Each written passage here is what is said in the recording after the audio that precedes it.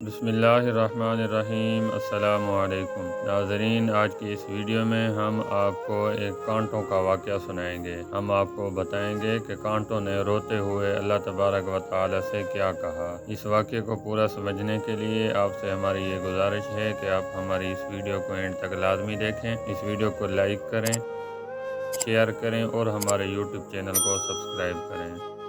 नाज़रीन, हज़रत मौलाना जलालुद्दीन रूमी रहमतुल्लाह अलैह फरमाते हैं कि एक कांटा रोते हुए अल्लाह तबारक व तआला से कह रहा था कि मैंने उलमा की ज़बान से सुना है कि आपका नाम सतारुल अयूब है, यानी ऐबों को छुपाने वाला, लेकिन आपने मुझे तो कांटा बनाया है, मेरा ऐब कौन छुपाएगा। मौलाना रूमी फरमाते हैं कि कांटे की ज़बान हाल की दुआ पर अल्लाह तबारक व तआला ने कांटे के ऊपर फूल की पंखड़ी पैदा कर दी ताकि वो फूल के दामन में अपना मुँह छुपा ले। नाज़रीन, आपने देखा होगा कि गुलाब के फूल के नीचे कांटे होते हैं या नहीं, मगर बागबान उन कांटों को बाग से नहीं निकालता। बाग से सिर्फ वो कांटे निकाले जाते हैं जो खालिस कांटे हों और जिन्होंने किसी फूल के दामन में पनाह ना ली हो। नाज़रीन, इसी तरह जो लोग अल्लाह वालों से नहीं जुड़ते उनके लिए तो खतरा है, लेकिन जो गुनहगार अल्लाह वालों के दामन से जुड़ जाते हैं उनकी बरकत से एक दिन वो भी अल्लाह वाले बन जाएंगे। दुनिया के कांटे तो फूलों के दामन में कांटे ही रहते हैं,